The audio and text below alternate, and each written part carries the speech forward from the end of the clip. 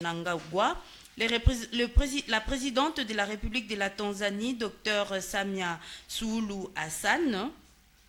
Alors, voilà, on va continuer avec la lecture, excusez-nous. Son Excellence Moussa Faki Mahamat, président de la Commission de l'Union africaine, a pris part à la séance d'ouverture de la réunion du sommet. Ont participé également à cette réunion le secrétaire exécutif de la SADC, Son Excellence Elias Magossi, et le secrétaire général de l'EAC, Véronica.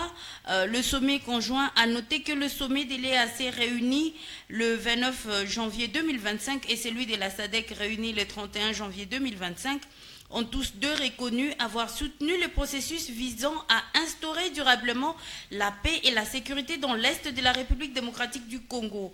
En conséquence, ils ont appelé à la tenue immédiate d'un sommet conjoint de la SADC et de l'EAC afin de délibérer sur les mesures à prendre face à la dégradation de la situation sécuritaire dans le pays. Le sommet conjoint a exprimé sa préoccupation face à la détérioration de la situation sécuritaire dans l'Est de la République démocratique du Congo, laquelle a entraîné des pertes en vies humaines, engendré une crise humanitaire et des souffrances pour les populations, en particulier les femmes et les enfants. Le sommet conjoint a également présenté ses condoléances pour la perte des vies humaines survenues au cours des récentes attaques et a souhaité un prompt rétablissement aux blessés. Le sommet conjoint a également fait part de son inquiétude quant aux facteurs aggravants de la crise caractérisée par des attaques contre des missions diplomatiques, les ambassades et le personnel basé à Kinshasa, et a exhorté le gouvernement de la République démocratique du Congo à protéger les vies et les biens et à respecter et maintenir les principes juridiques et moraux durables des missions de paix déployées en République démocratique du Congo, telles que la MONUSCO et les autres. On va continuer les autres points. Et les autres, le sommet conjoint s'est rappelé que le sommet de l'EAC et celui de la SADC ont tous deux délibéré sur la situation sécuritaire dans l'Est de la République démocratique du Congo et ont lancé un appel aux actions suivantes. A. La cessation des hostilités et un cessez-le-feu immédiat. B. Le rétablissement des services publics essentiels et des voies d'approvisionnement en denrées alimentaires et autres produits de base essentiels afin que soit assurée l'aide humanitaire. Et C. La résolution pacifique du conflit par le biais des processus de Luanda et de Nairobi. Le sommet conjoint a examiné le rapport de la réunion conjointe des militaires de l'EAC et de la SADC portant sur la situation sécuritaire qui règne dans l'Est de la République démocratique du Congo et a insisté sur l'importance d'une concertation politique et diplomatique qui constituerait la solution la plus viable pour la résolution du conflit sévissant dans l'Est du pays. Le sommet conjoint a chargé les chefs d'état-major de l'EAC et de la SADC de se réunir dans un délai de 5 jours, donc à dater d'hier, et de fournir des directives techniques sur les initiatives suivantes. A. L'instauration d'un cessez-le-feu et la cessation des hostilités immédiates et sans condition. B. L'acheminement d'une assistance humanitaire, y compris le rapatriement des dépouilles et l'évacuation des blessés. C. L'élaboration d'un dispositif de sécurisation de la ville de Goma et des zones environnantes. D. L'ouverture des principales voies d'approvisionnement, notamment Goma, Sake, Bukavu, Goma, Kibumba, Rumangabo, Kalengera, Ruchuru, Bunagana, et Goma, Kiwanja, Rwindi, Kanyabayonga, Lubero, ainsi que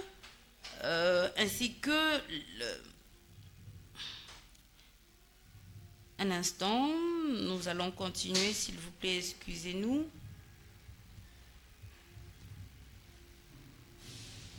Nous allons continuer la lecture, mais à première vue, Luc Mourambo, comment avez-vous jugé l'organisation de cette rencontre qui s'est donc tenue comme ça hier à Dar es Salaam, sur le plan de la forme et sur le plan du fond?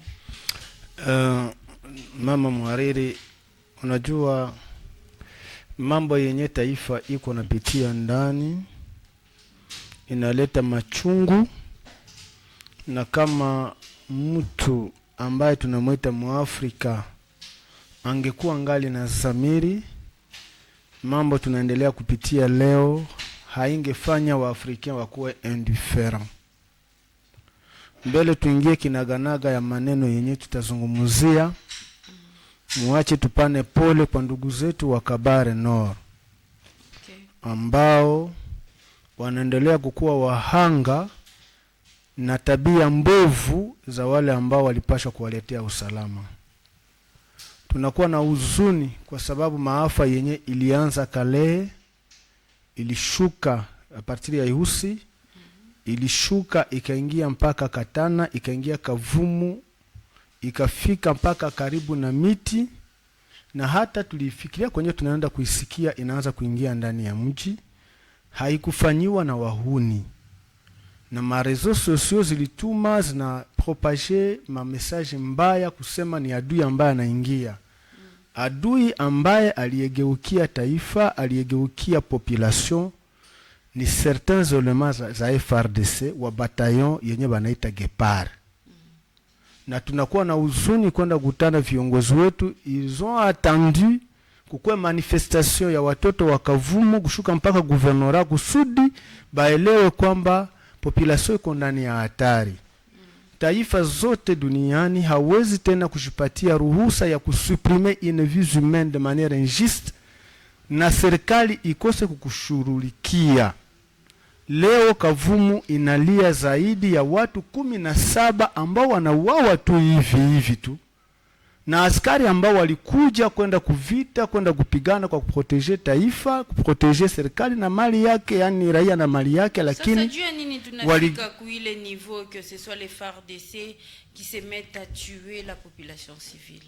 Ni mambo ya kuhuzunisha kwa sababu kama katika kikundi kuko indiscipliné, on est dans l'armée, ne sont pas dans une matière civile, et surtout pendant la guerre. Vous donnez à des actes barbares contre le peuple pour lesquels vous devez protéger. On requiert la mort directe à ces éléments incontrôlés et indisciplinés. D'ailleurs, ce sont de criminels. Hatuna maneno ya kuficha, ce sont de criminels.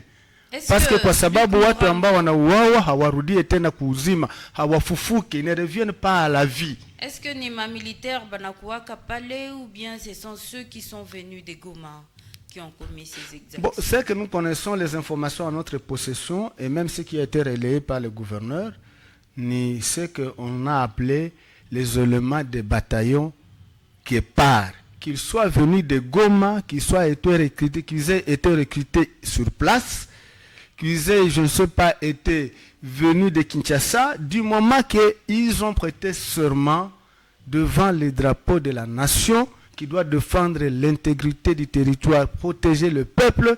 Les Congolais, les Congolais 1-1. C'est pas la langue, c'est pas le milieu, les Congolais 1-1.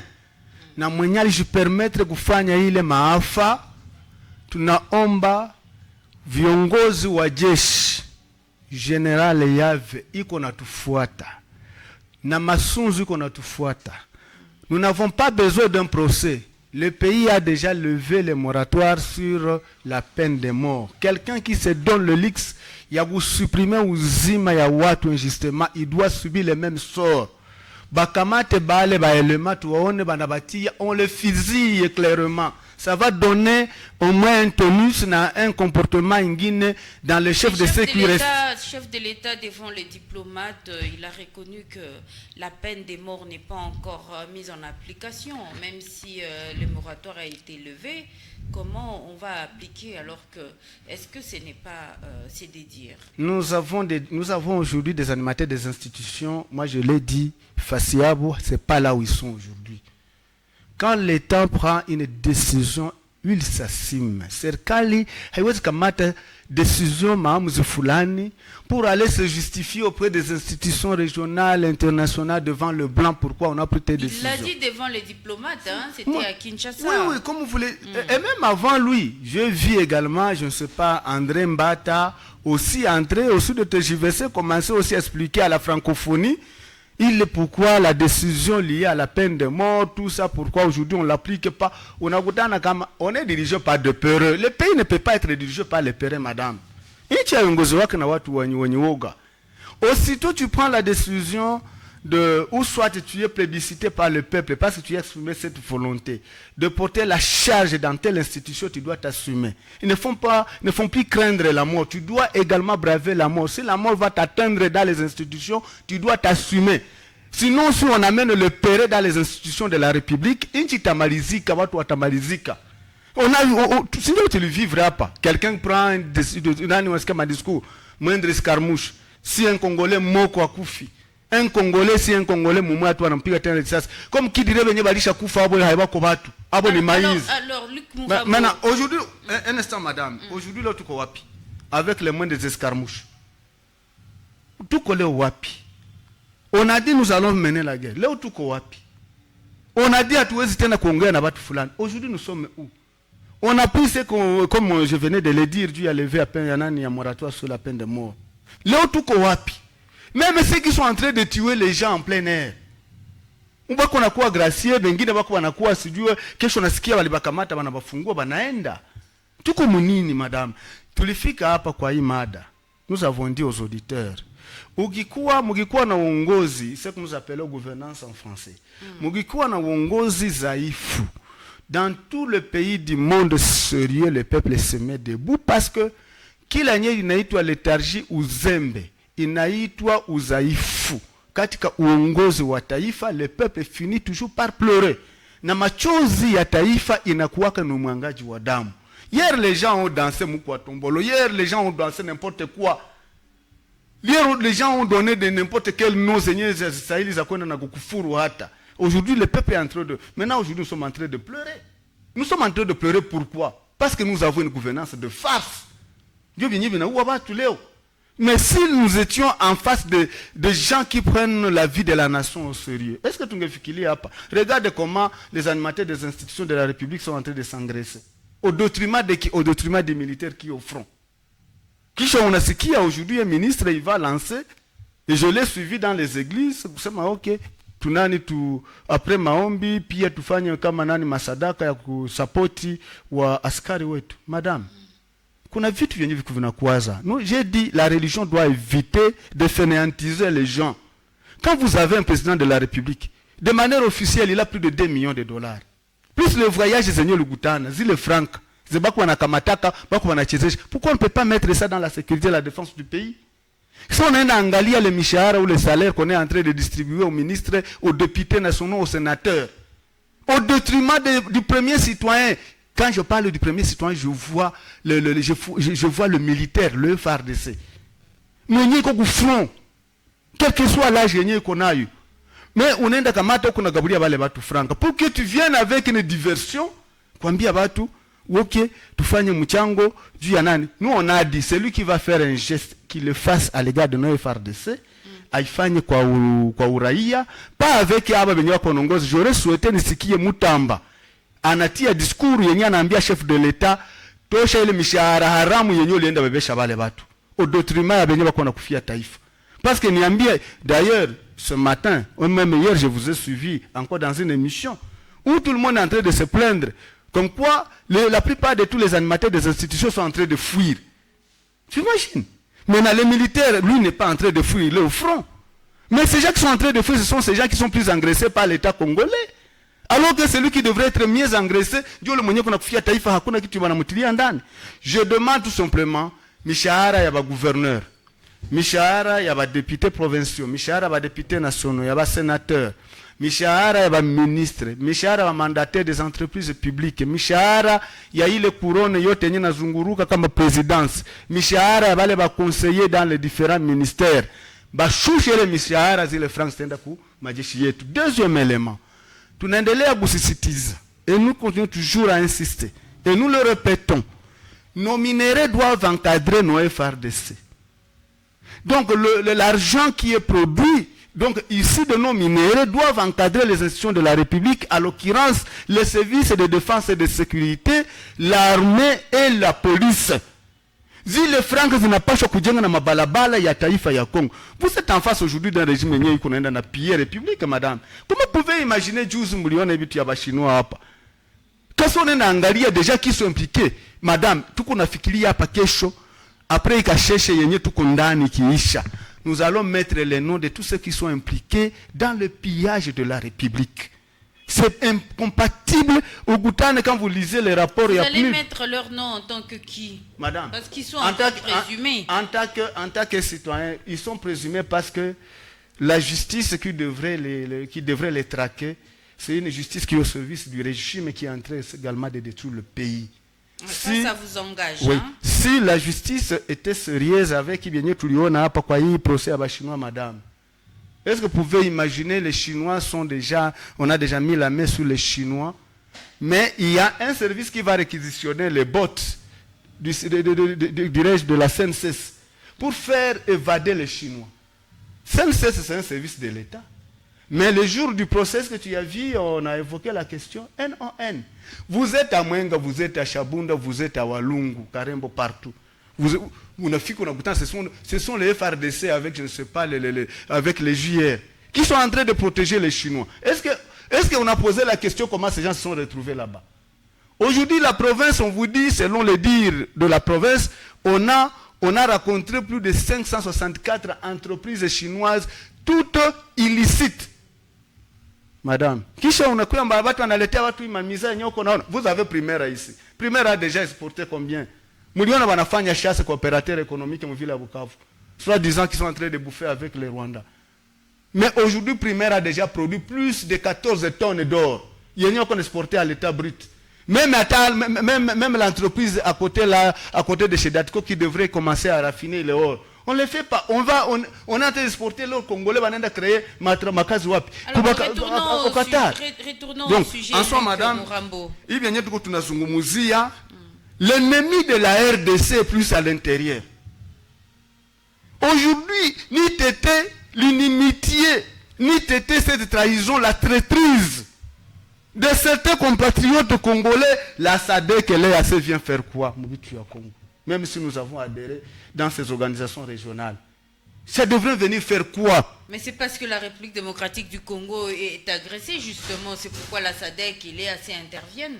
Raison pour laquelle je vous dis que la SADC intervient, l'EAC intervient, parce qu'au niveau interne, nous avons déçu.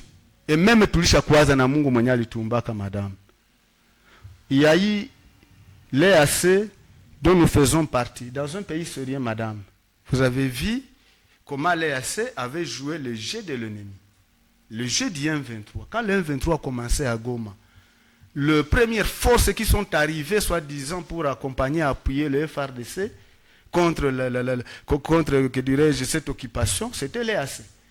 Au lieu que l'EAC ne puisse appuyer le FRDC, l'EAC a commencé à prendre des photos avec les éléments de 1-23. Est-ce que c'est un secret? Qui n'a pas vu? Au même moment, vous allez vous rendre compte, celui qu'on va désigner, je ne sais pas, comme facilitateur pour que l'on puisse trouver une issue, je ne sais pas, favorable ou diplomatique ou avec un dialogue, on va désigner qui? Un président comme Uhuru Kenyatta.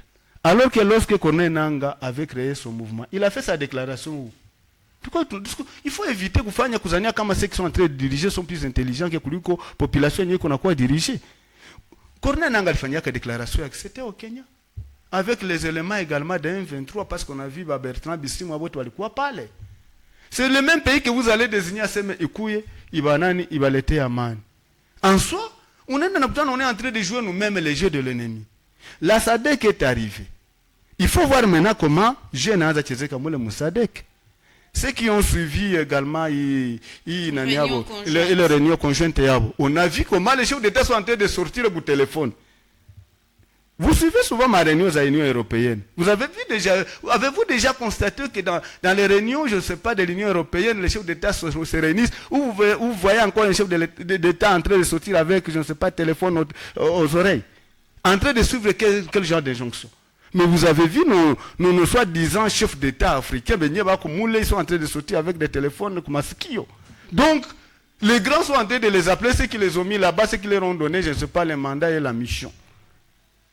Au finish tena naangalia ndani, on a besoin de la voix de la RDC. Si niko nakwambia hivi madame. Sasa solution twende madame, twende tu pole pole. Solution tutaipata tu usijali. Solution tutaipata.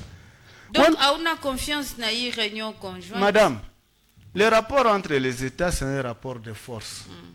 C'est pas un rapport où tu viens comme tu es en train de pleurer devant Dieu et pitié de moi pour les péchés que j'ai commis. Non, non. Même si on a Jekufisha, dans les États, on n'a pas besoin de toi. D'ailleurs, dans l'histoire de l'humanité, les États, surtout les États, que dirais-je, les États des humains sont plus violents que les États même. Je ne sais pas si on pourrait prendre, je ne sais pas, les troupes d'animaux comme un État. Les humains sont plus violents.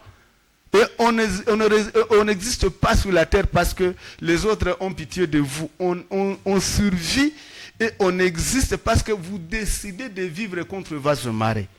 Maintenant, wendo angalie mena gusadeki. So nenda tuma sumini. Chef de l'État nabakia mkinchasa. On a besoin de sa présence. C'est lui qui connaît le problème entre lui et les Rwandais. Il y a des ambia benzake parce que tout ne se parle pas sur le micro. Toutes les discrétions zile zenye banakuwa banaona abezitia à la portée ya peuple yabo, ya ba diriger, ya la population. Maintenant quand ils sont entre eux dans la cour des grands, ils s'en parlent face à face. Maintenant, Soumino vient d'arriver hier dans les institutions de la République. Voilà déjà hii nani dossier ya nani ya kone nanga kamba ba M23 bashaanza. Unaenda mutuma kusudi aende aseme nini pale? Aende aseme nini mwa hii mabitu hapa? Là on a besoin ya sauti ya chef de l'État. Na tena bitu vyote vya hii circonstance ya hivi. Ça ne passe pas également devant les caméras du monde. Non. Mais quand vous prenez maintenant, vous allez participer, je sais pas, à distance, par Zoom. Zoom ni yako. C'est pas notre Zoom. Ni Zoom ya bale occidentaux. Ya bale bale. L'erreur est partie déjà de l'absence du président de la République. Ya nguvu ya kwa nazama nini na nini ndakufa papa. Utakufa na utakufia kabure. Quelqu'un ce matin j'ai apprécié nani yake intervention yake aliambia si on décide kama batakuondoa kwa ile kiti, même si unabakia mshambre na chini ya gitanda au mbunker, batakutosha ndani. Je m'en souviens, Nicolas Sarkozy avait parlé de vitrifier Laurent Gbagbo. Laurent Gbagbo alishukaka mbunker. Balimutoshaka chini ya bulongo. N'est-ce pas ça? Laurent Désiré Kabila walimuyaka wapi? Haiko mu avion. Sali balimuyaka mu bureau yake, kukiti. Bakamumalizia yako. Donc, unaweza comme bengine balikufa sa vile babiarina amba banakufia mu avion. Les autres également ont été relégués bana bakimbiza banaenda en exil. Donc, bakia face moi ça ne résout aucun problème. Allez affronter ton ennemi face à face. Ubiseme maneno yote ngisiko. Parce que dans cette guerre, quand on ne vous trompe pas madame, ini vita yenye ba africain balilangula juu ya bushenzi. Mais ini vita ya ba français, ini vita ya ba américain, ini vita ya ba anglais, ini vita ya ba polonais. Haiko vita ya ba africain. Les Africains tout simplement ont atteint un certain niveau d'idiotie parce qu'ils ne comprennent pas qu'ils forment un seul peuple. Jusqu'à ce que maintenant, on va mettre, je ne sais pas, l'épée ou l'arme à feu entre les mains d'un Africain pour aller supprimer la vie de notre Africain. En soi, c'est quoi? On cherchait à fabriquer une génération incline à la violence. Vous souhaitez tout développer une haine cyclique et générationnelle pour dire tel peuple nous avait entretués, tel peuple nous avait tués, tel peuple nous avait agressés. Alors que les Africains devraient se mettre ensemble pour voir en quoi un occidental, même dans les relations internationales où réellement vous vous rencontrez tous, comme par exemple à l'ONU ou dans d'autres forums internationaux, mais est-ce que en quoi un Français est plus frère et plus voisin des Rwandais, plus qu'un Congolais, plus qu'un Burundais, plus que, je ne sais pas, un Tanzanien, plus qu'un Ougandais? En quoi un Ougandais trouve à un Américain un frère et un voisin plus qu'un Congolais? Parce que ukienda kuangalia leo aujourd'hui, tous ces peuples zinaingiana ndani, sivyo? Mena leo tunaingia ile kuingiana ile brassage culturel, parce que juzi nikuwa hapa nikabambia vous êtes en Ituri, sio kwenye konena ngana tokea Anituri utakutana kuko kabila zenye zinaongeaka Lugwara. Lugwara c'est une langue maternelle de l'une des tribus zenye ziko Uganda. C'est au côté à Ouganda. Il y a les Lougouara également. Les Lougouara, il en parle bien. Il en parle bien. Okay. Unafika kunivo ya Equateur, unakutana ya bandugu yetu Bangala benye bako na bapara kote ya Centrafrique na bengine bako na bapara yabo kote ya RDC kunivo ya Equateur. J'ai dit ceci, uangalie hata hapa kunivo ya nani ya Kasai, donc le Grand Kasai. Utakutana kwamba vous avez les peuples, certains, que dirais-je, oui, certaines populations, benyo utakutana, bamoya bapara yabo bako Angola, na bengine bako DRC. Des villes frontalières. Tu arrives au Kasai, madame, utakutana les gens qui vous parlent le portugais. Le portugais, c'est la langue ya Angola parce que l'Angola a été colonisée par les portugais. Donc, même avant qu'ils ne parlent notre français, ils parlent le Chiluba ou autre langue ya Kenya, mais ils la mélangent aussi avec le portugais. D'ailleurs, quand on avait soulevé la question que c'est ma Congolais de père et de mère, j'ai dit ça c'est trop de passé. Les Congolais de père et de mère, c'est celui qui fait du bien pour la RDC. La mère de notre président. Maman qui n'a raïs, c'est pas un secret. Là vous allez dans un autre débat. Nafikiria pale kuonesha ujinga wa Afrika. Na yenye balifanya SADC. Regarde maintenant comme il y a toujours un aspect raciste. Wangalia ma forces za SADC zilizikuyaka. Il n'y a pas de blanc dedans. Vrai ou faux? En Afrique du Sud, vous n'avez pas de blancs sud-africains? Le chef de l'État, s'il vous plaît. Ça, ce sont des discours un peu racistes. Le chef de l'État sud-africain, nous savons que Cyril Ramaphosa, il est noir. Vous savez pourquoi c'était une réunion des chefs d'État. Hein? Vous savez pourquoi je l'ai dit? Au niveau du Parlement sud-africain, il y a un Sud-Africain blanc qui a attaqué froidement le chef de l'État, Cyril Ramaphosa, pour dire qu'il s'est engagé dans la SADC avec les forces sud-africaines parce qu'il aurait des sites miniers en RDC. Ça, c'est un blanc sud-africain qui l'a dit. Et lorsque Ramaphosa, je pense qu'il est en train d'agir aussi par compassion à l'égard de ses frères de race ou de couleur, comme on l'a appelé hier. Ou Kutana, Sud-Africains qui sont venus au chevet, il y a FRDC. Ce sont des noirs, il n'y a pas de blanc dedans. Vous avez suivi ce matin, non? Qu'à l'issue de la réunion conjointe là de la SADC et EAC, Ramaphosa encore, même bien qu'il n'a pas été présent dedans, il a manifesté encore sa position de pouvoir accompagner la RDC dans le recouvrement de son intégrité territoriale, mais aussi de son indépendance. Comment les États-Unis ont réagi? Madame. Comment les États-Unis ont réagi? Les États-Unis ont mis sur la table directement les sanctions. Les sanctions contre l'Afrique du Sud. L'Afrique du Sud, un embargo d'achat d'armes, n'est-ce pas ça, de matériel militaire. Pourquoi? Donc en quelque sorte, les États-Unis soutiennent le Rwanda. Donc les États-Unis soutiennent le Rwanda. Pour que l'Afrique du Sud agir. Donc, au niveau de l'Afrique du Sud, madame, même si l'Afrique du Sud aujourd'hui, les nègres sont là-bas comme des présidents. En Afrique du Sud, il y a des dynamiques. Luc Mourambo, dire les termes nègres, vous savez, les jeunes sont en train de nous suivre, c'est un peu trop fort. Noir. S'il vous plaît, merci d'éviter des termes racistes, hein, des termes discriminatoires, c'est pas vraiment approprié. Nous sommes quand même dans une radio pour le changement des mentalités. Nous sommes en train de parler de cette rencontre conjointe hein, qui s'est tenue hier à Dar es Salaam, loin de nous, hein, l'idée de l'esprit discriminatoire, raciste, parce que tout le monde peut suivre la radio et intervenir à un sujet. Nous parlons de cette rencontre d'hier. Qu'est-ce que vous pensez de ce qui a été décidé? Par exemple, la cessation des hostilités et un cessez-le-feu immédiat. Bon, madame Paul, moi je fais le latin philosophie. Ok. En latin, les noirs, ça s'appelle Niger et ça donne encore negro. Ok? Qui signifie noir. Donc quand on parle de Niger, pour ceux qui ont fait le latin, ils comprennent qu'on parle directement de noir.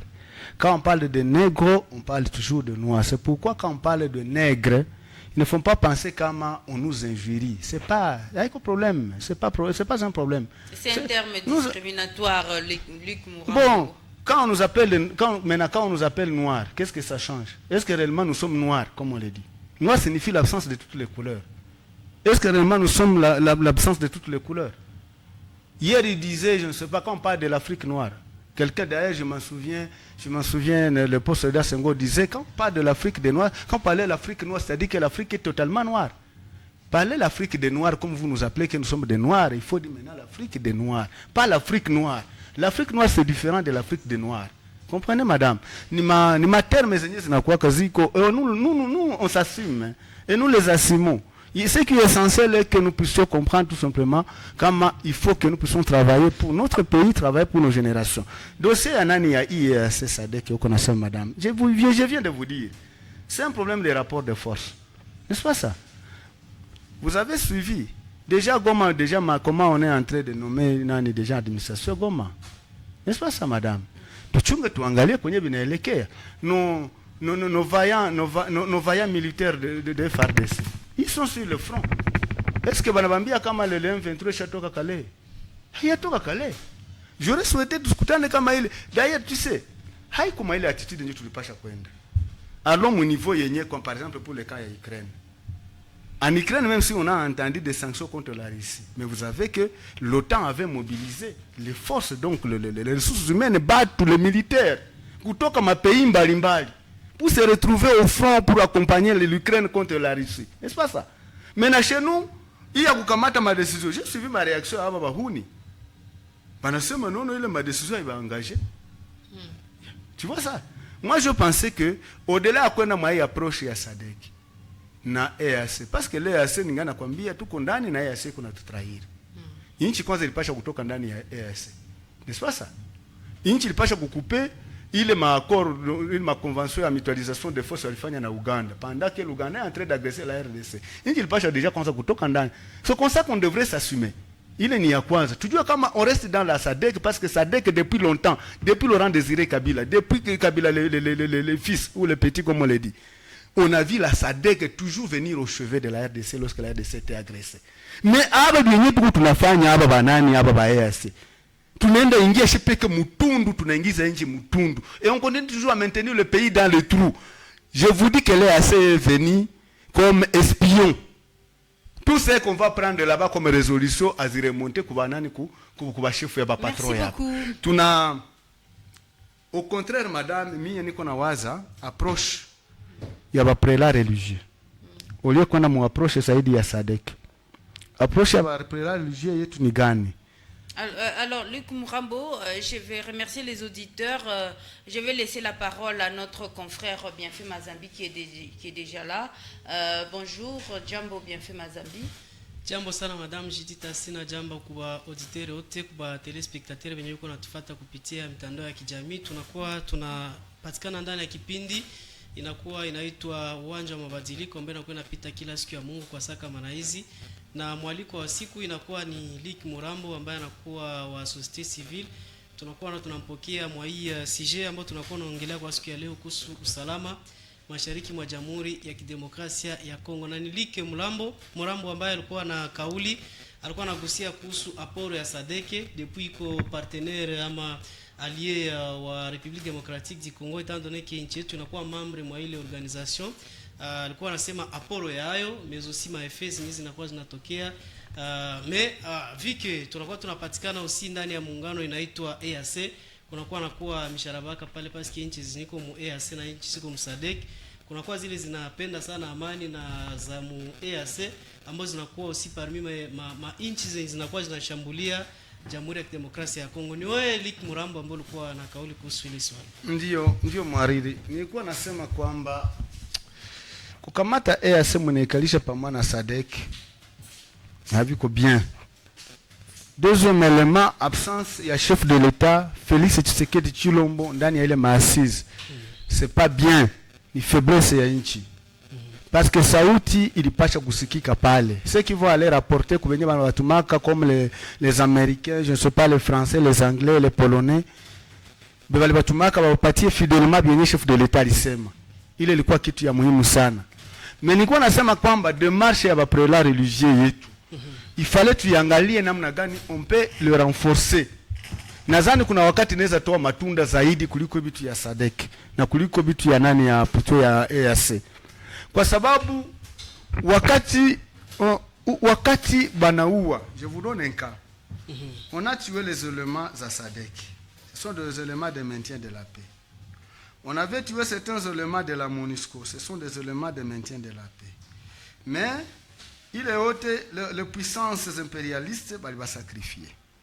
Wakati Afrique du Sud inakamata azimio kusema il faut trouver une solution immédiate kwa hii dossier ya M23 en RDC, unasikia déjà États-Unis inakamata ma sanction contre l'Afrique du Sud. Oui. Hapa deja inaanza onesha sura ya benye bako na uwa bakongomani. Humanité tout entière leo iko nafanya semblant. Kwa sababu les gens doivent savoir kama Congo tulisha poteza zaidi ya 20 millions. Batu wako wanasema ma 10 millions, nishamwambia batu c'est faux. Aujourd'hui, avec les rapports des organisations internationales, on est au-delà de 20 millions de Congolais qui sont déjà tués. Benye bana uwawa. On est à plus, il y a 7 millions de Congolais, banasema bako ba déplacés internes, mais on est à plus, il y a 500, donc autour, il y a 1,5 million d'ailleurs, de femmes violées. Mudunia yote muzima, batu banafumba vinywa. Pendant ce temps, unakutana aba bazungu, niko nasema kwamba sasa une guerre raciste. Yenye bali profiter amo ba dirigeants africains benye habana macho qui ne voient au-delà ya nani ya mapua yabo, banaenda kamata bunduki africain kuna uwa mwenzake africain. C'est là que je posais la question, wakati gani mwenye Rwanda anaweza kukamata un français, un américain, je ne sais pas, un britannique comme son voisin, son frère, plus qu'un congolais. Voilà. Kwa sababu chakula ya Kongo inakulisha Rwanda na chakula ya Rwanda inakulisha parti moja ya Kongo. Unakutana il y a déjà ile compénétration yenye kulié kuma mabrassage culturel mbali. Tous les pays limitrophes, tous les 9 pays limitrophes za RDC mêmement, tous les pays africains mêmement. Les plans occidentaux c'est lesquels il faut arriver à créer la somalisation au niveau de l'Afrique et surtout l'Afrique centrale. Na hapa ndio nikasema ba Afrika bajirudia amo baangalie ngisi ya kuikala. Na nikasema mi démarche ya ba prélats religieux, je l'apprécie beaucoup. Oui. Il est démarche ni kusema nini, mais baende au-delà. Je suis certain quand ils sont en train de me suivre. Oui. Comprendre l'église catholique. On prend SSC, bakamate la mission islamique, bakamate aussi les églises de réveil. Ce sont là les grandes obédiences zenye tunakuwa kanazo au niveau ya RDC. Basi ende kuikala na fachi seulement. Niliwaona wanaenda kwa fachi, wanaenda kwa Fayulu, wase wanaenda na kwa Matata Mponyo. Basi ishie pale. L'église catholique n'est pas seulement en RDC. L'église catholique elle est également au Burundi, elle est aussi en Ouganda, elle est aussi au Rwanda. Bakamate bale ba grand, même l'église protestante, les églises de réveil, je ne sais pas, les missions islamiques, zote ziko représentées dans ce pays là-bas. Ba fanye yenye iko sous forme ya nani ya CPG le yabo. Donc il y a ba religieux bote, tendance confondue. Ba ikale, ba kamate azimio. Ba kimaliza kuongea na fachi, ba toki, baende baonane na Kagame. Baongee naye. Bamuulize au finish mwisho yake anataka nini. Batoke baende baonane na Yoweri Museveni Kaguta. Bamuongeleshe. Bakitoka baende baone pia na nani na Evariste Ndayishimiye wa Burundi. Bakitoka pale baende baite pia Corneille Nangaa. Corneille Nangaa reste congolais na madega zeiko nafanya.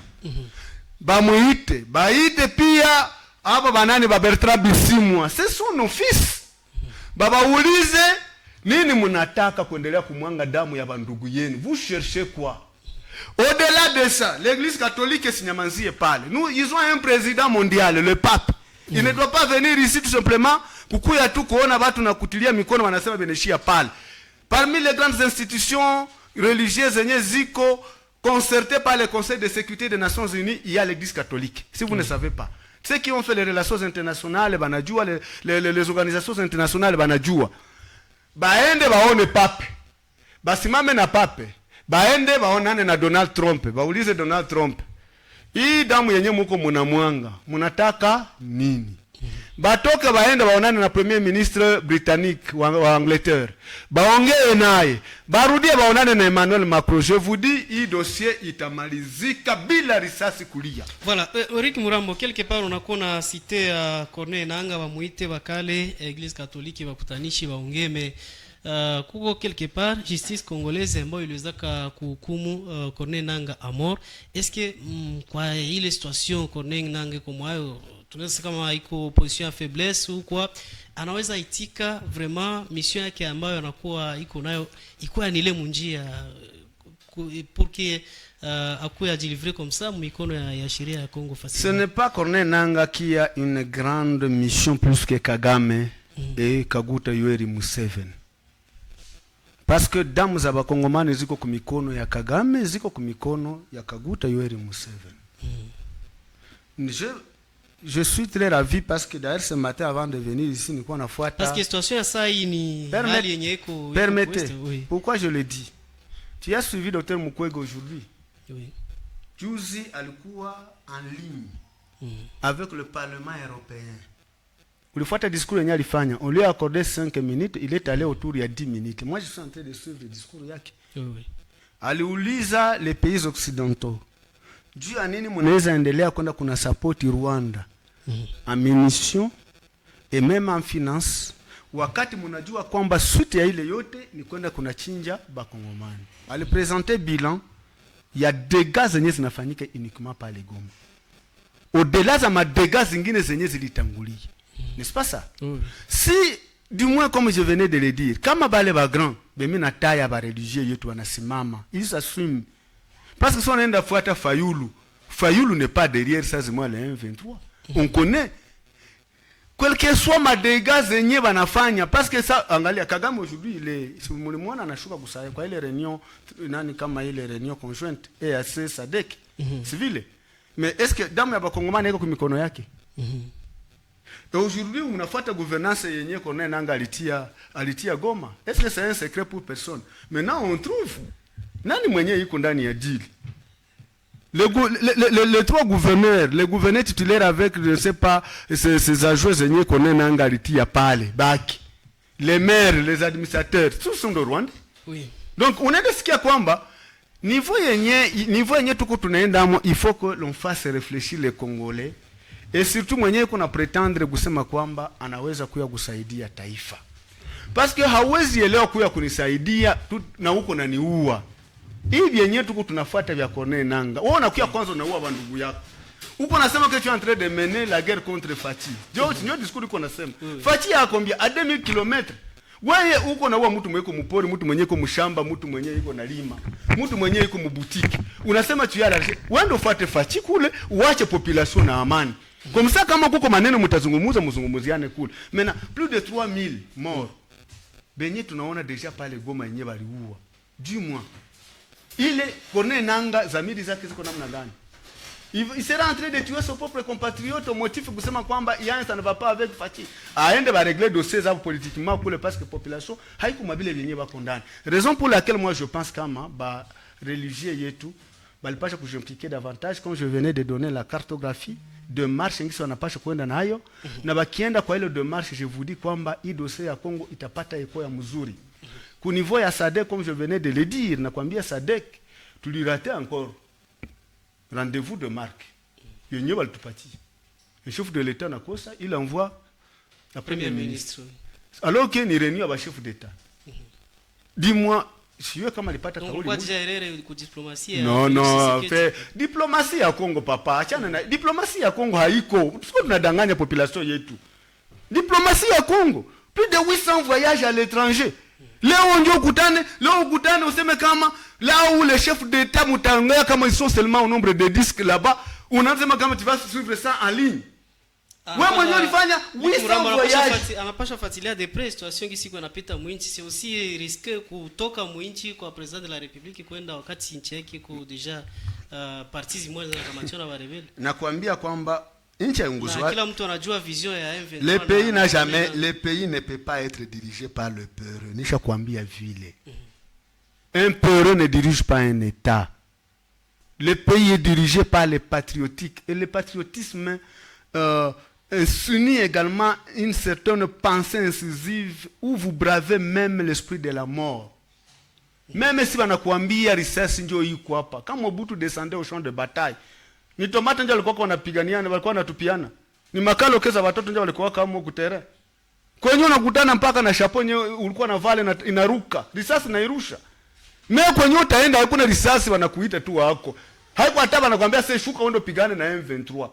Mimi wanakuambia tukuye huku kuzungumuze maneno yenyewe na kusumbua taifa lako. Félix Tshisekedi ni président civil contrairement à Mobutu alikuwa président militaire.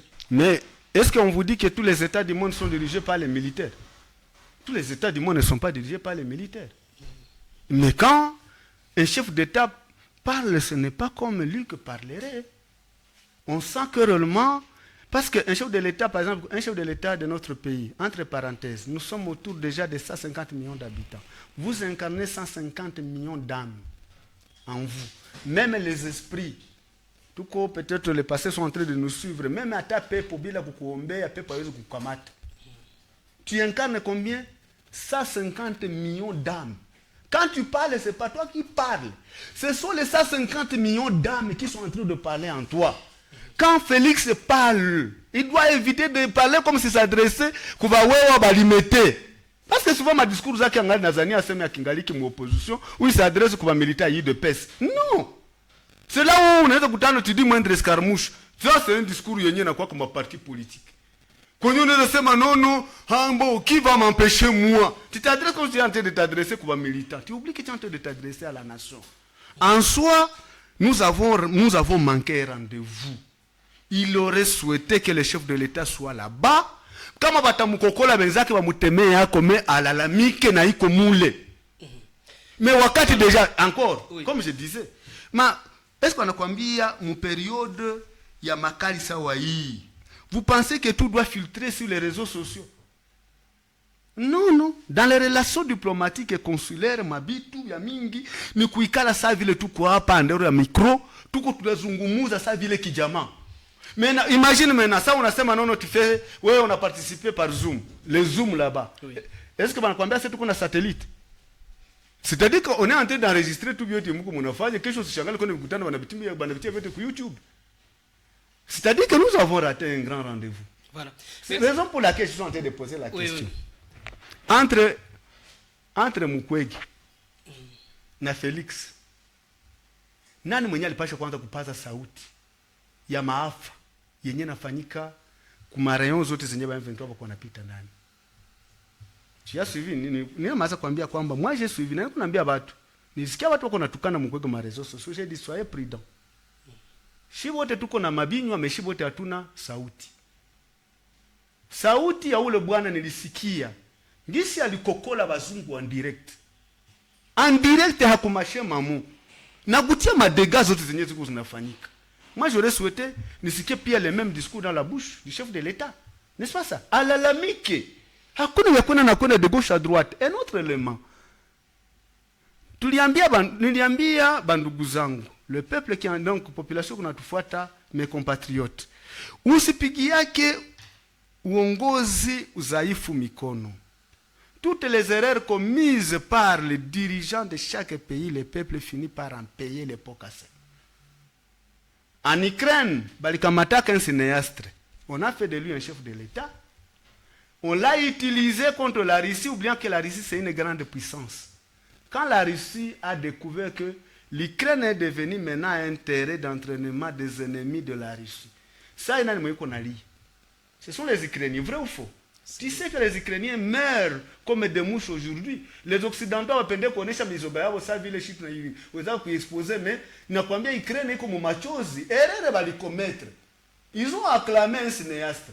Hier également na jana na sasa tunazungumuza. Je venais de te le dire. Ninauliza hivi. Fokusia kaya Ukraine ulitafuta ndio population ya Kongo. Nitafuta kusema hivi. Parce que tuko na contexte moja ya China Ukraine kwa situation tuko moja. Well, vous ne savez pas que parmi les États qui avaient commis une grosse erreur, il y a l'Ukraine et la RDC. Il fallait simplement lire le profil des chefs d'État venir walibatia. Maintenant, nitafuta aussi kusema angalia sawa vile tuko hapa. Quand vous suivez un ministre de la justice qui appelle, je ne sais pas, à la collecte des offrandes dans les églises. Pasteur, est-ce que vous connaissez qui va kuserier na biba kwa muna ba rédiger? Pendant que vous avez le manze kuambia hapa, vous avez angalia ma minere yenye iko tu hapa kusiti Kivu. Kamati minere yenye tu uko nakutana primaire iko na beba, mafia ba chinois bako na beba en complicité avec la présidence de la République. Parce que kwenye unakutana ba JR, usuulize tena licho ya présidence iko wapi? Iko dedans. Na ile bakasema nono kusudi tufungishe kinywa ifo balete état de siège. Tu peux imaginer ça. Donc Congolais akuwe écarté d'office na mali ya nchi yake. Mwa ile ukiangalia mali yenye natokana tu mwa ile tu mafia ba chinois. Ça peut encadrer nos FRDC.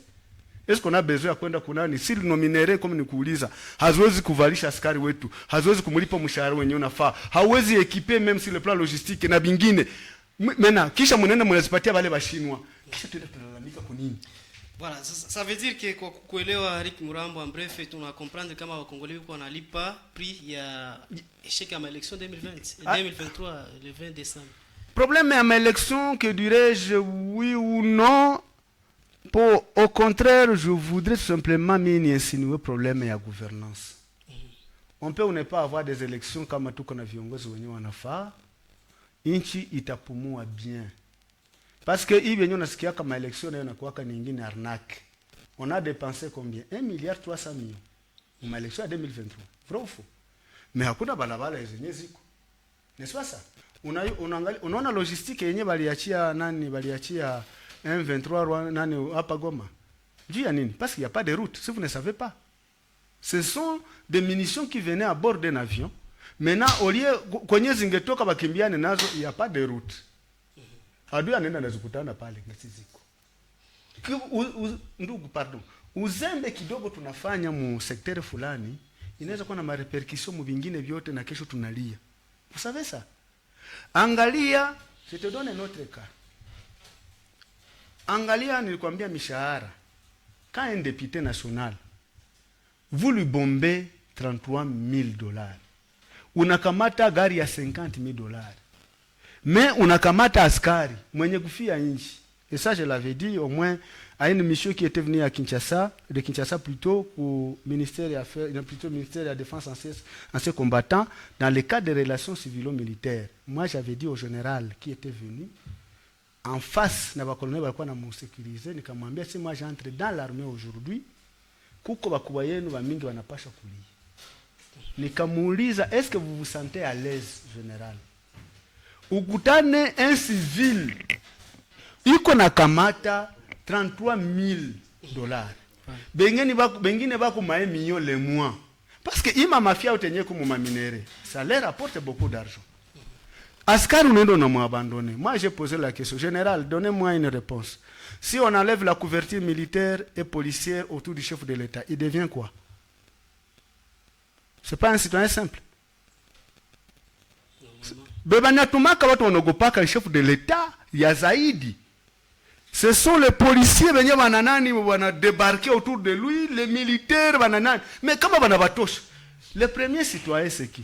Comme je t'ai dit, le premier citoyen ndio nikakwambia kwamba ni askari. C'est pourquoi dans tous les États du monde, on ne prend pas n'importe qui dans l'armée. Ça vient de tunafanya. Tous les génies que vous trouvez à l'université, dans les écoles secondaires, primaires, on les encadre pour qu'ils soient utiles parce que la vie de la nation réside dans sa défense et dans sa sécurité. Mais en 2019, Kulwaka a déjà lancé un projet pour former les militaires Kinshasa. Mais jusque-là, on sent pas mobilisation peut-être la jeunesse aussi. Jeunesse iko na souci ya kuintégrer armée. Quand on a bote banaenda na bengine banaenda mabazalendo, ça montre que les Congolais portent son pays au cœur. Problème tout qu'on a, nous avons un problème de dirigeants. N'est-ce pas ça? Nous avons un problème de dirigeants. Est-ce que on a zania kama même nous qui sommes en train de parler sur ce micro? Na ba génération yangu ba mingi, si vous mettez $500 mule mu armée 300 balles, ba mingi bataenda ndani. Mais à regarder aujourd'hui, ce scénario Seigneur le vivra. Ça nous honore. Toi-même tout kweli. Uko mwariri. Hii scénario za kavumu hapa. Ceux qui sont en train de nous suivre à distance, le monde est devenu un village. Un petit village. Benye bakona vivre ma scénario zenye zilianzia Katana, Kabamba, Kavumu, Miti. Où les FARDC sont en train de tirer sur sa propre population. Bale ba soi-disant ba guépard. Et il a fallu que kukwe manifestation batoto ya Kavumu, kusudi les gouverneurs et les autres puissent s'y impliquer. Donc, pendant que les vies humaines sont en train d'être supprimées injustement. Merci quand même. Ndio maana niliomba viongozi. Ndio maana niliomba viongozi kusema kwamba certains, parce que ce ne sont pas tous de FARDC, j'ai dit certains, approchez micro. Bale tunaomba, hatuna besoin prison yao. Tuko période de guerre, tunaomba bale batu baba uwe. Aba bote benye baliua bandugu yetu Kavumu, kila mwenye batatia kwa mkono. Kwa juu bengine banajulikana bali meme baba victime bamwa benye bali échapper baliona baburo yabo kwa macho. Bale batu tunaomba serikali ibaue au même titre que les ennemis qui sont en train d'envahir la RDC. Hawezi enda mtu anatoka mshamba unampiga risasi. Mtu unamkutana na telefoni, unamkamana kuuliza Segra bitu bikwae, unamdwanga telefoni, unani risasi. Unaenda mu restaurant, watu wako nakula maragi yao, unabaingiza mu masasi. Dimwa tuambieni tukwe. Kama bakukulipa, est-ce que ni nani population yenye kukulipa? Tu connais les ceux qui ne t'ont pas payé. Uende wamalizia kwa ile colère. Kwa kuliko uende ujideshene kwa victime, population iko traumatisée na vita yenyewe iko traumatisée na maisha mabaya, iko traumatisée na mauvaise gouvernance. Na wewe peke mwenyewe ulipasha kukuwa best of, yaani faraja kwao, na wewe peke na wewe unaenda sasa unaleta mpaka na maafa watu waanze kulia. Kifu. Vous pensez quoi? Bon, je n'en disconviens pas les défenseurs des droits de l'homme benye wanayaka kama il faut protéger les bourreaux contre les victimes. Baendelee na biabo, mais mimi niko naomba la peine de mort pour ces gens là-bas. Voilà, merci beaucoup Lick Murambo kushakuwa déjà ma peine de mort contre ba dirigeants wa rebelle notamment Corneille Nangaa Justice Congolaise ilizaka kumhukumu. Tunapokea aussi kwa hii plateau Pasteur Crispin Kashale ambaye atakuwa anachambua nasi situation ya leo ya nchi ya Kongo. Pasteur Crispin Kashale tunakaribisha kwanza plateau ya Radio Sven. Asante sana, asante bien fait. C'est déjà sema njia mara kwanza mimi na karibia kwa hii emission ya saa hii emission ambayo napenda sana uwanja mabadiliko. Pour moi je dis j'étais vraiment invité presque un peu rapidement, nikasema bon d'accord, acha nikuye juu ya ile na mimi nashukuru.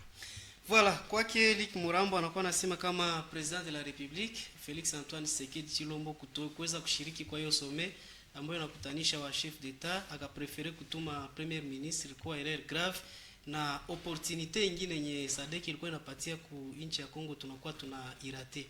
Consequences gani zenye nchi inaweza tena kukipitia après selon Lick Murambo il raté diplomatique à président Félix Tshisekedi? Mais au fait il est une question principale. Oui. Mais ndarudia mu commentaire secondaire yenye Lick Murambo anafanya saa hii. Oui. Mbele ningie mwele question principale. Commentaire sur les tueries ya ba militaire bote balifanya magaf et il est Kavumu. Donc c'est-à-dire qu'il y a une loi martiale et il faut appliquer la peine de mort. Donc c'est tout ce que il est nasema.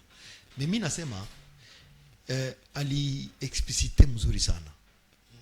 Parce que c'est une crise il y a système. Haiko, ce n'est pas une affaire personnelle. Hapana. Ni système mbaya.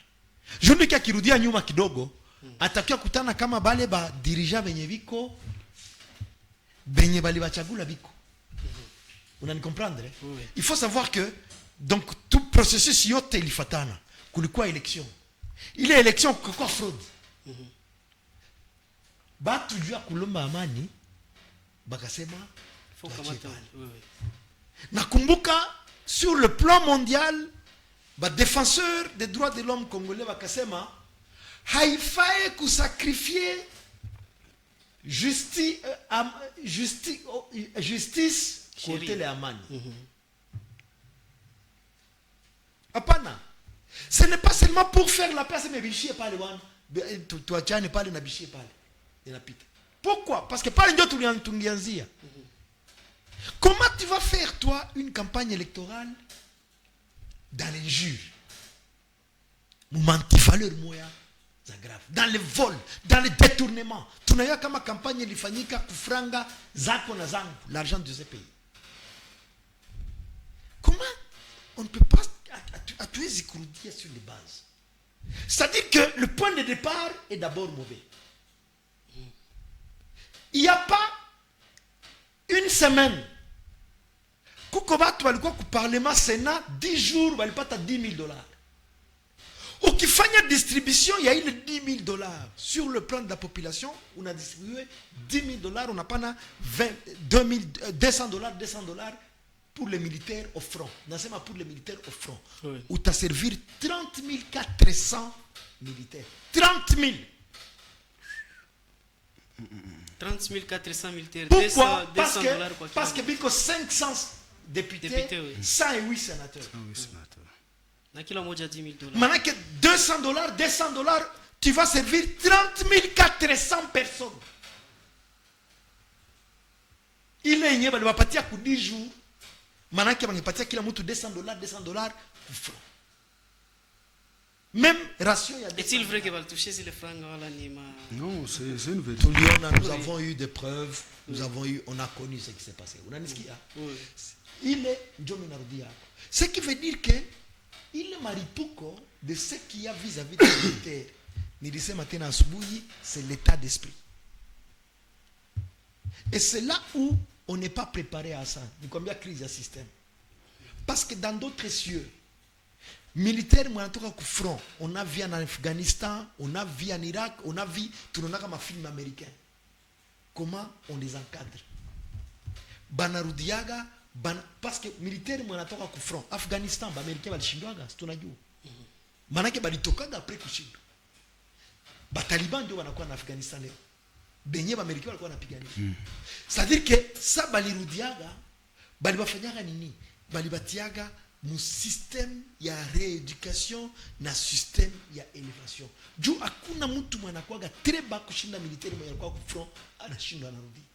Parce que il a vécu. Ce qu'il a vécu, ce sont les atrocités. Tuko na batoto leo benye biko mu quartier. Batoto benye tuko nabo hapa. Benye abatoka tena kusozama. Par rapport à ce qu'ils ont vécu. Vita tulipase, tulipita mu vita.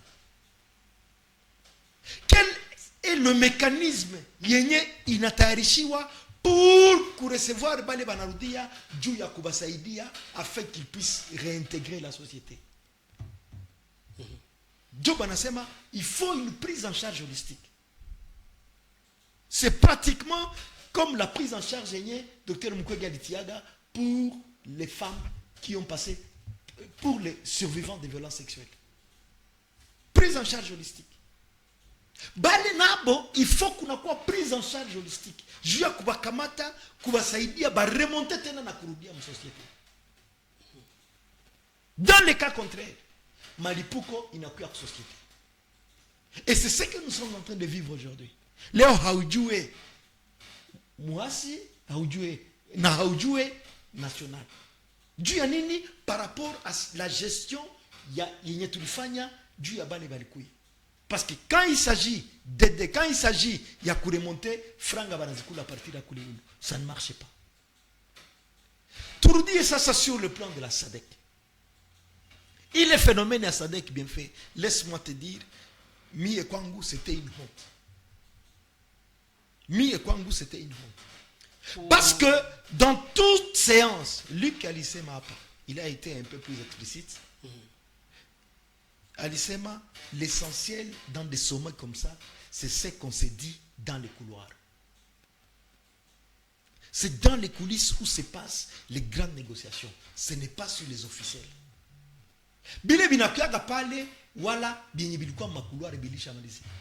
Cela a commencé d'abord avec ministre Wetu ou à défense.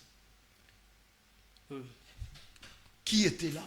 Kisha kumusho akasirika akasema siwezi kamata photo, siwezi signer. Aïe. Quelle est la politique que tu as faite en dessous? Ok, kamata tout ça, essaie de voir un peu. Nous avons un leader, Lik Alimsema, Dr Mukwege. Dr Mukwege a fait signer des résolutions au Conseil des Nations Unies. Il est ma résolution. Qu'est-ce qu'il y a à lui faire signer résolution? Il n'a pas de résolution, il n'a pas portée par les États. Oui. Hakuna résolution, docteur Mukwege alishaka faire signer ya kwa portée par l'État congolais. Hakuna. Unasikiaga Allemagne libeba inakamata résolution inaibeba kule. Résolution, déjà partir à résolution moya.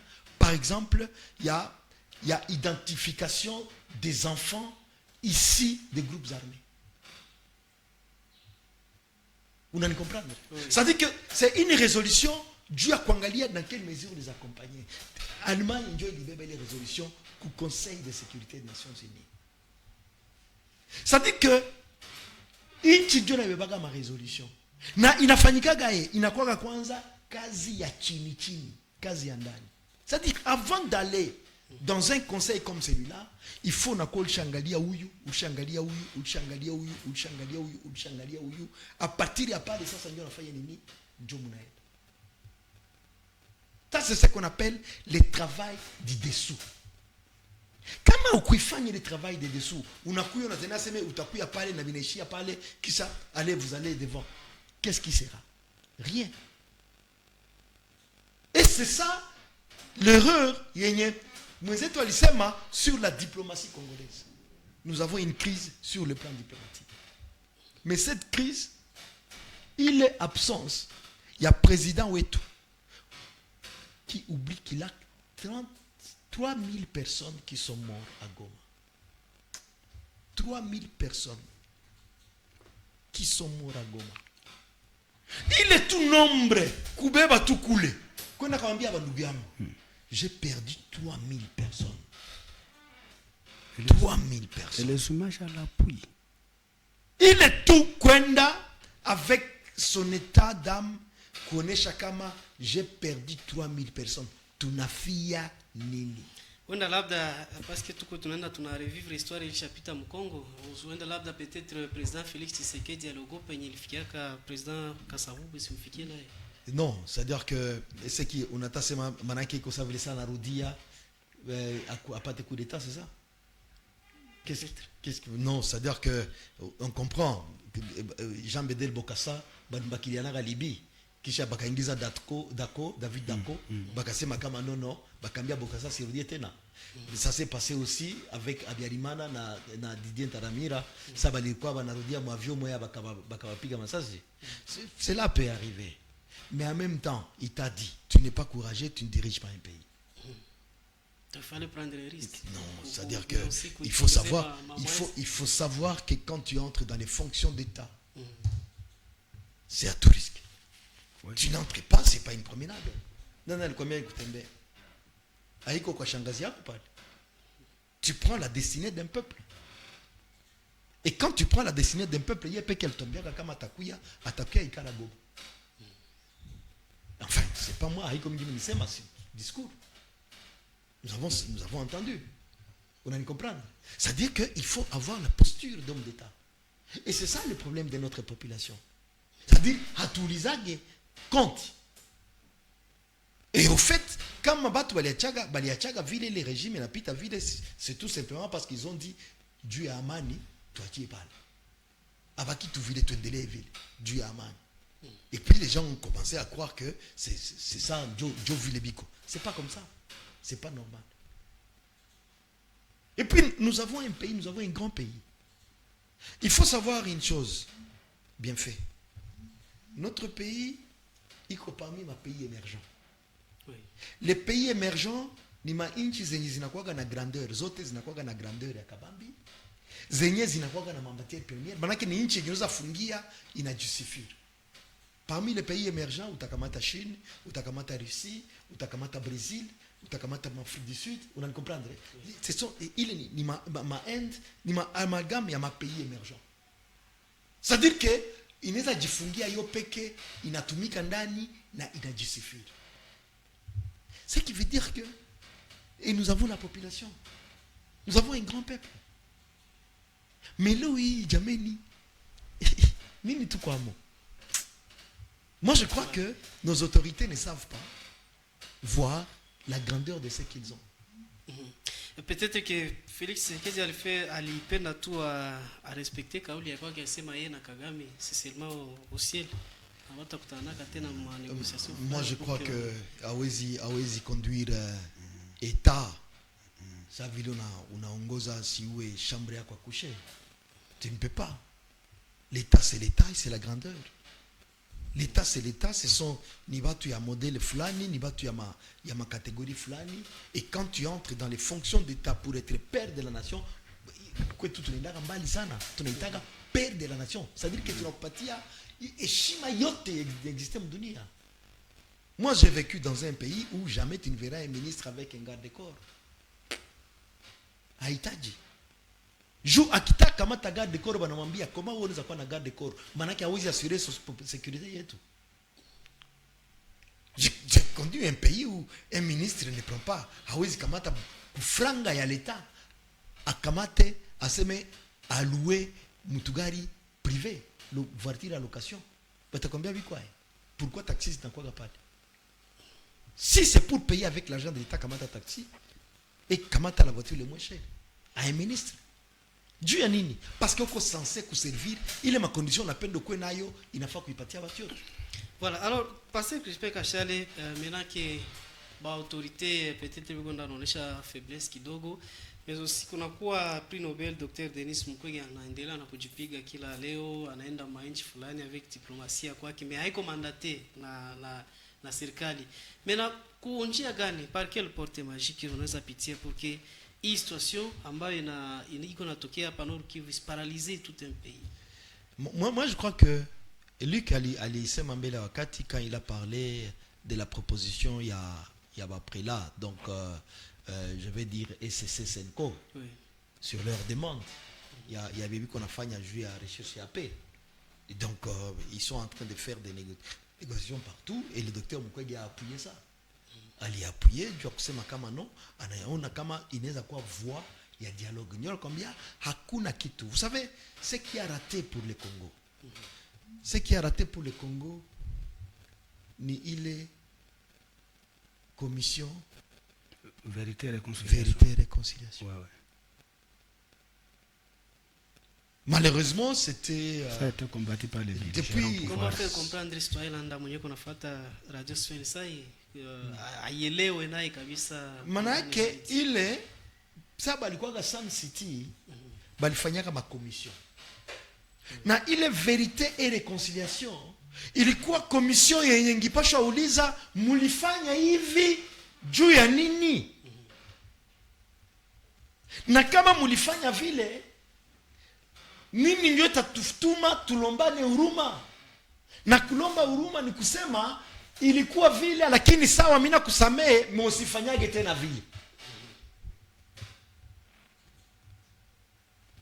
Na ni juu ya kukosa ile commission, ni juu ya mauvais travail ile commission, njoma Dr. Mukwege alikalomba justice transitionnelle. Malheureusement mule mu justice transitionnelle gouvernement tuko nayo ikakamata tu aspect moya, ile aspect banasema réparation. Na kisi nakamataka 11% ya kila exportation ya matière première. Manake kila exploitation ya matière première 11% ya ile exportation inaendiaka mu compte moya ku présidence juu ya justice et réconciliation. Juu ya non, je m'excuse, juu ya réparation. Oui. Njo nasikia ile wanaita FONAREV, Fonds National pour les réparations. Oui. Mais leo hii tunaweza jiuliza Biko J comment ça se présente? Et sur les réparations, kama tunasema ba réparation ile période, voilà que ma catastrophe inaendelea na kuongezeka dans notre pays. Imagine toi bien fait. Population ya Calais. Batu ya Mino. Bushushu. Hayakuwa zamani hapa. Tulisikia habari ilipita pale. Il y a une catastrophe, Catastrophe plus de naturelle. 5000 personnes. Plus de 5000 personnes. Plus de 5000 personnes balikufa Bushushu. Cette crise, comment elle a été gérée par le gouvernement? Balikuwa na combien de cercueils? C'était les humanités. Haiko zamani. Kisa au-delà il y a eu les catastrophes ilifanyanga qui est catastrophe naturelle avec les gestions yeye tulionanga. Si tulionanga gestion moi catastrophique hapa. Haiko hayako zamani. Si. Après parler vita. Vita inakuya, regarde cette population là, comment elle est délaissée. J'ai une fille que je connais qui a été violée dans un stade, qui a perdu toute sa famille, qui a été en l'air. Alikamatiwaga na chef de groupement à Katumio. Cette fille-là, ukumangali ale. Leo inakuwa leo, basoda wanakuya. Angalia traumatisme les filles condamnées. Or, ces gens de personnes, biko bangapi, ils sont aussi nombreux. Nikwambia mauvaise gestion, il y a catastrophe. Mauvaise gestion de notre armée. Par rapport na nini, par rapport na bale wenye tupatiaga madaraka tunasema nyinjo mtuongoze. Na tuliitikaga batuongeze juu ya nini parce que tulisema hatutaki maneno, wacha twende kwanza vile. Wakati itapita. Kisha angalia vile tunafika ndani. Comment on va se comporter? Et à l'heure actuelle, pasteur Crispin, ma conséquence c'est il est parce que ça fait 30 ans. Conséquence ya ile yote. Njoo vile tunafika ndani. Na kuna kwa manque de confiance. Je continue toujours à dire que tunaweza tafuta tupige maripisi, tupunir. Mais kupunir, est-ce qu'il y a une solution? Je ne pense pas. Je pense qu'on doit faire les affaires en amont. On doit récupérer ces gens. Tunapasha kuwasuivre. Nilisema tena asubuhi hapa kama fasi zingine ndio role ya pasteur sasa. C'est-à-dire les pasteurs ne cherchent pas celui qui a l'argent, mwenye anapanda, anasema non voilà tout ça, kuya sasa nikuombe Mungu atakubariki kesho tenda Bulaya. Role ya pasteur ni kuangalia, ni kutafuta kondoo. Kuangalia bale banyonge. Kusaidia bale benye bajiwezi. Kutembea na bale benye unaona banazofika. C'est ça le rôle. C'est maintenant le rôle du pasteur. Ya kusema kuikala na bale kuba fortifier. Fortifier c'est là qui sont dans le désespoir. Oui. Haïko Mopek. Oui. Ce sont des gens qui ont des familles. Oui, pasteur Crispin, kulikuwa aussi parmi mapendekezo Lik Murambo alisema baprela catholique parce qu'il sema il faut aussi na wanajimpliquer sana na abiko tu Mkongo, biko mwa pays yote ya Grand Lac, biko Burundi, biko Rwanda, biko Tanzania, biko Mkongo, biko Uganda, biko Kenya. Est-ce que inaweza kuwa si njia, si une fois ces prela na wanajiunga pamoja kwa bila kupitia kwa serikali za hizi nchi zote? Wewe wanaungana iski kunaweza kuwa inaweza kuwa ligne de solution ya kupata suluhisho kwa hii kazi ambazo zinakuwa zinaendelea. Hakuna kitu inakuwa ya mpya. Il y a rien qui soit nouveau. Mais il faut savoir aussi que ces prélats là ont des sentiments et ont des appartenances. Il faut le savoir. Nous avions un grand homme ici, Monseigneur Muziro. Sans Muziro alikuwa na shimama. Ils sont combien qui l'accompagnaient? Balikuwa bangapi? Unakumbuka kama kulikuwa gaba il y avait des autres kulikuwa bale bagapangwa kulikuwa gaba donc et puis dans des autres milieux. Vous allez comprendre. Balikuwa gaba ngapi balikuwa namsindikiza pour faire comprendre à la population. Je dis chapeau à Muziro parce qu'au moins il nous a aidé kuambia attention musikimbie kwenye. C'est votre pays. Ça nous a aidé. Ça nous a aidé parce que à ce temps-là, il croit que nous sommes en Bali. Ça faisait déjà plus de 35 ans qu'on ne vivait pas la guerre. Mais cette guerre est venue. Après, donc comme pour rien, après l'histoire du génocide à Rwanda, il est vite écarté. Muziri alikuwa tuambia, ne fouillez pas vos maisons. Musikimbi. Batu yote balikimbiaga, il y a eu des conséquences très sérieuses. On a perdu de grandes personnes qu'on a connues dans notre milieu. Les prélats, il y a face zingine, il peut jouer des bonnes cartes. Parce que l'Africain, nous sommes Africains, nous avons la foi. Dans appartenance et tout, culturelle, nous croyons toujours en quelque chose. Mais, il y a toujours ce point d'interrogation. Donc ça veut dire que de même que les nchi ziko nakuwa divisé ici les plans diplomatiques, politiques na vingine vyote c'est de même que hizi nchi ziko nakuwa divisé sur le plan religieux, Pasteur Crispin? Je vais te dire que l'église, c'est l'église qui offre les dirigeants à une population. Bale bote benye biko mwile parlement barinda kama makanisa bale bote leo hii batakwambia sema non ikuwe mwenyewe president na opposition na rebelle bote walitoka mkanisa moya. On te le dit, bote wanatoka en Philadelphie ya Rola Dalo qui est mon pasteur qui a été avec qui on a été depuis Nairobi. Vous allez comprendre. C'est-à-dire que il faut savoir que ni conséquence ya maenseignement zenye tulipata. Mais ujue kama hawezi uiwe makuta kisha sema unakia leta fungu la 10 na uitikwe na Mungu. Le vol reste un vol. Voilà. Le vol reste le vol. La discipline militaire est une obéissance voulue, immédiate et sans réplique aux ordres donnés par les chefs. Soldat mwenye anajua hii definition hawezi fanya desordre hata kama iko msouffrance. Ni reflexion ya ndugu PJ kutoka pale maeneo ya Chimpunda. Tunakuwa tunashukuru sana. Bonjour. Moi je vais dire quelque chose. Oui. Mimi napenda nimwambie kitu moja. Nimwambie kama kuna kuaga toujours mimi nasema étape psychologique de fait.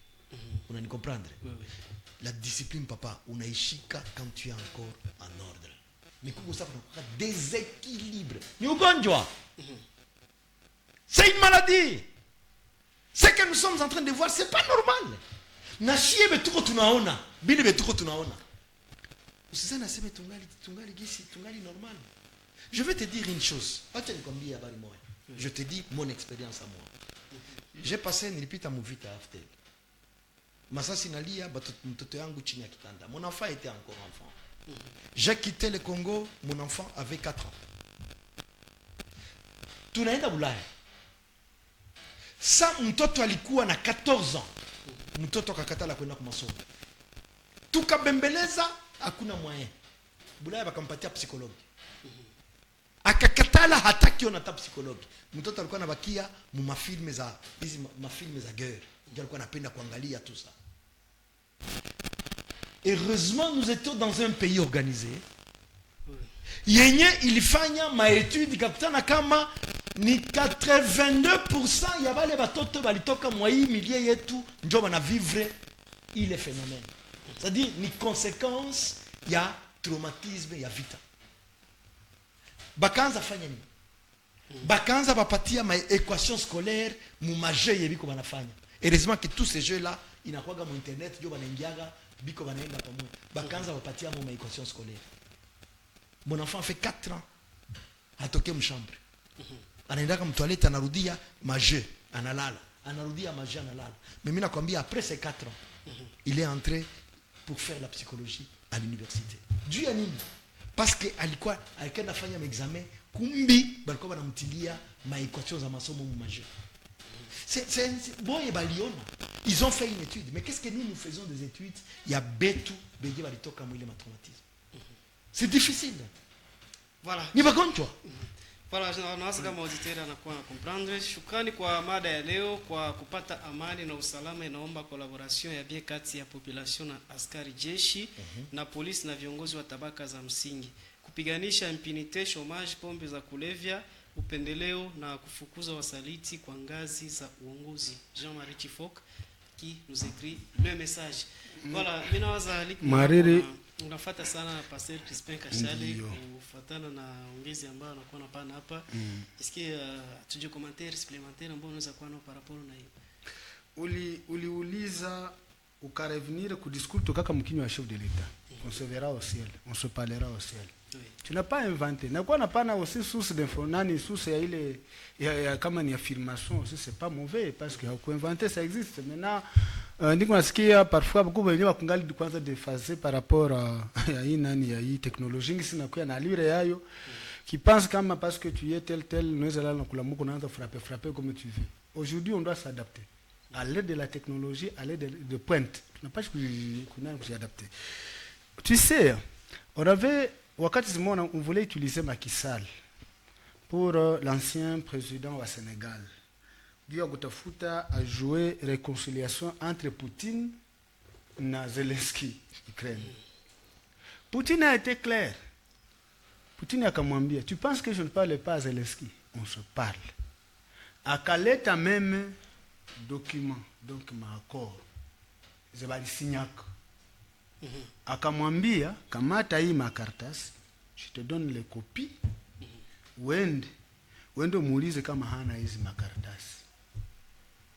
Pourquoi aujourd'hui alikamata virement ingine au lieu d'appliquer wenye tulisikilizana? Akasema haiko Zelensky comme Zelensky avec son âme ndio mweko nafanya vitu hivi vinafanyika. Mais bebalimutia comme un chien dressé, anazania kama anaweza jikunjia muurse yeiko sa vile Russie. Ça veut dire quoi? Dans les relations internationales, encore j'y reviens. Dans les relations diplomatiques et consulaires, encore j'y reviens. Quel que soit le niveau de violence entre les États parlent toujours. C'est pourquoi il y a la notion de talk and fight. Vous êtes en train de parler. Ce n'est pas le monologue. Vous êtes sur une table où vous parlez. Pendant ce temps, vous êtes en train de mesurer le poids. C'est pourquoi il y a aussi fighting. Donc vous fight. Vous menez, donc vous guerroyez. Et si l'on trouve que la voie diplomatique est le plus efficace que la voie de la guerre, ipso facto les États qui sont en conflit, ils n'ont cessé les hostilités. Si l'on trouve que par rapport à langage, ça ne tient pas, banaendelea fighting, banaendelea kupigana. Mais on ne peut pas refuser à un État de parler à un État. Ça c'est dans les républiques de voyous et dans une république bananière où on peut tenir un discours, on va se rencontrer tel endroit. Non. Au finish maintenant, pourquoi vous êtes dans l'EAC alors que le pays est dans l'EAC? Pourquoi maintenant aujourd'hui la SADC peut également vous convoquer et vous savez que réellement la SADC ne vous envoie pas une convocation ou une invitation parce que vous êtes là-bas comme facilitateur. Non, parce que vous êtes parti au conflit. Donc, il m'a discours à ville Hazoukwaki. Je m'en souviens à un politicien, moi je propose une solution triangulaire. Les gens l'ont mal interprété. Il dit, je propose une solution triangulaire que le Congo comme un État parle au Rwanda comme un État, que le Congo parle à l'Ouganda comme un État, pas comme des individus. N'est-ce pas ça? Il est fort probable qu'on peut trouver une solution à l'africaine, sans pour autant vouloir faire intervenir les gourous, les tireurs de ficelles. Tu vois ça? Non, tu n'es pas pigana. Tu sais, en droit, comme on a un dossier, il y a un avocat authentique, un avocat bien réellement qui respecte la profession yake. Anawezaka kuevaluer dossier, anaianalyze, unamupatia mawazo yako yote, akiona kama tu es dans les mauvais draps, anakwambia wazi. On va inviter l'autre partie ici au cabinet. Pale ameanza njia nini? Ya justice. Tout part de ce qu'on appelle un compromis. C'est pourquoi il y a un dicton qui vous dit que vaut mieux un mauvais arrangement qu'un bon procès. Ukisema mimi sitaki ule ni adui wangu, anakuambia kati alare kumeza. Fuluje. Tupigane. Pale, tu dois être conséquent que useme kama nani avocat anaanza kuwa trop exigeant na mahonoraire na mafrais de vacation, mais parce que tu as décidé wewe peke fuluje. Et je pense kama kwa hii niveau batu wangejua na kama tungekuwa na diplomatie iko pointu, ça je vous dis, même le M23 ingetoka à partir à Rutshuru. Oui. Ça je vous l'ai dit. Je le répète, M23 haingetambuka territoire ya Rutshuru, à partir ya territoire ya Rutshuru tena bangeanza kurudia kama ni Sabinyo wala vingine. Mais malheureusement ndio tuko tunasufrir. Ingine, les États, quand on est ici de violence, ndio yenye pasteur alikusi yako, On ne laisse pas des situations, il y a eu ce qu'on appelle la politique de laisser pourrir. Non, non. L'homme, c'est un État qui est appelé à évoluer. C'est pourquoi ce qu'on a appelé les principes de Paris, ce sont des principes qui avaient mis sur pied les institutions d'appui à la démocratie.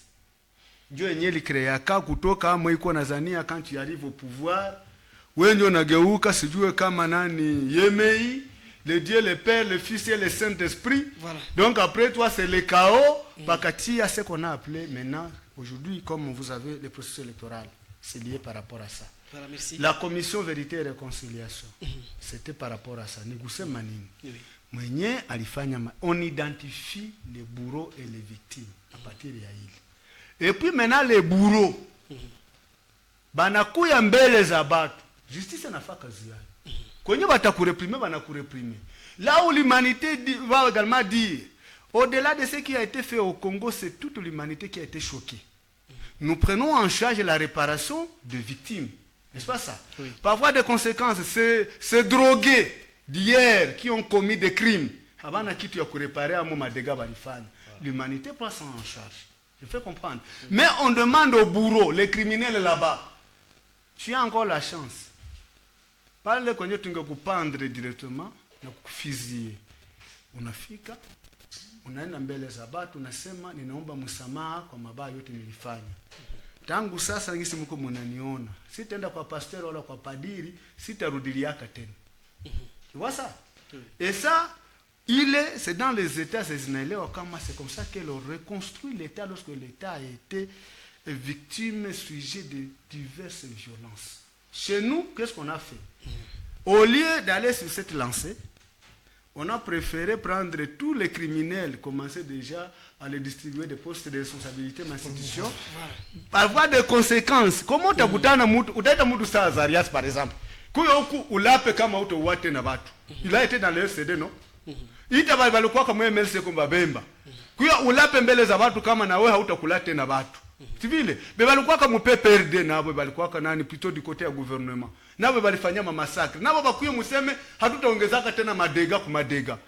Maintenant qu'est-ce qu'on a fait? Ces gens là-bas ont travaillé au Sud, va faire disparaître une commission, une institution qu'on appelait Vérité et Réconciliation. Voilà. Quand vous allez en Afrique du Sud, après l'apartheid, il y a des réconciliaka, les blancs et les noirs. Est-ce que vous savez ça?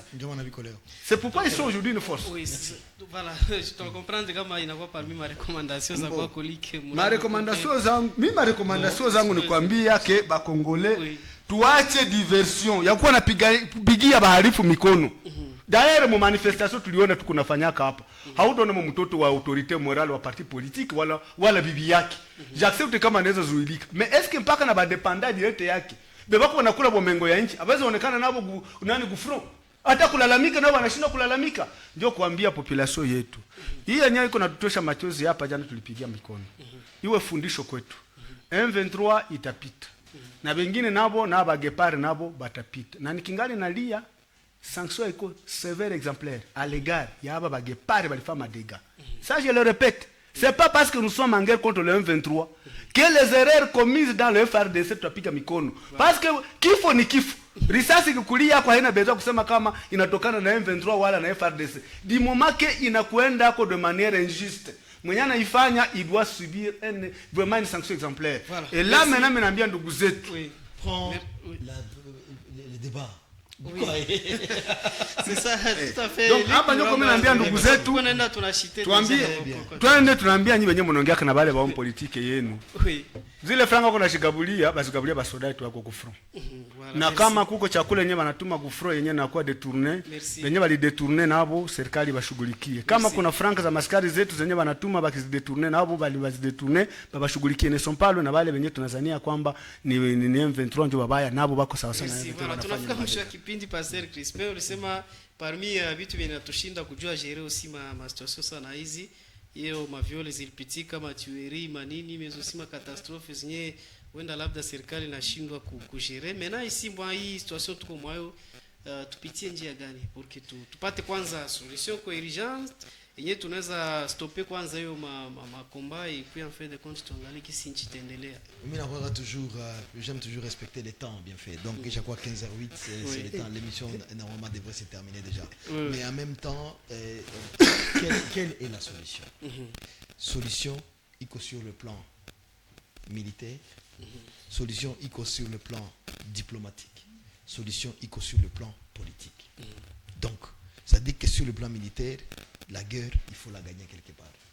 Hawezi shindwa vita kisha uzani aseme utapandisha. On a vu ça depuis Nuremberg, on a vu ça depuis la deuxième guerre mondiale, on a vu ça, c'est-à-dire que quand tu es Allemagne, quand tu es tout ça, donc nyamaza funga kinywa, ikala chini. On sait même distribuer, le monde s'est distribué l'Allemagne, groupe Est, Ouest, tout ça, c'est-à-dire que quand on lishindwa vita, on a ikala chini wanakuikalisha. Donc il faut quelque part qui est où gagner vite. Deuxième chose, c'est sur le plan politique. Sur le plan politique, avec ce que les prélats, donc SSC Senko, ils ont organisé déjà, ils ont aidé à faire un engagement des discussions politiques par rapport à l'avenir de la RDC. Il faut qu'ils soient impliqués dans ça et puis accompagnés dans ça. Sur le plan diplomatique, c'est tout ce que fait le Dr Mukwege Nafanya, tout ce qu'on est en train de faire et participer au grand forum international et politique parmi lesquels il est pour rencontrer le chef d'État bengine ma pays. C'est comme ça qu'on fait la guerre.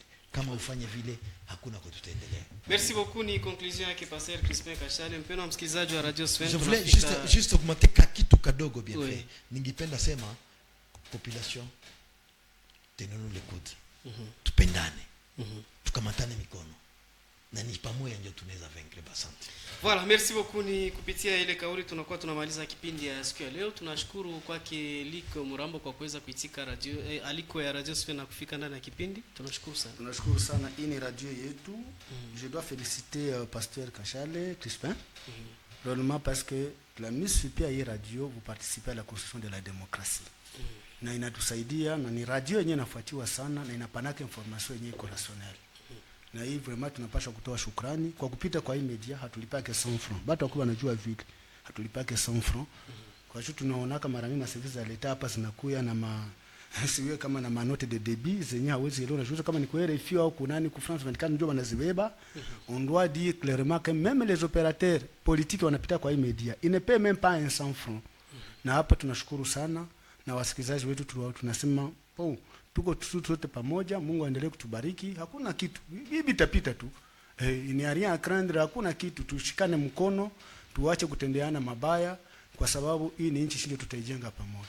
Voilà, Pasteur Crispin, tunashukuru même si tulikamata pied levé, mais tunashukuru kwa kuweza kutupatia hii espace kidogo kujibia kwa maswali za kwetu. Asante sana, bien fait, je suis très content na asante sana kwa wasikilizaji wetu. Asante sana, tukutane siku ya Mungu ijayo. Kipindi napita kila saa 7 mpaka saa 9 kunako Radio Sven 89.3 MHz, radio kwa ajili ya kubadilisha fikra za watu ama changement de mentalité. Kwa herini na tukutane kwa majaliwa Mwenyezi Mungu.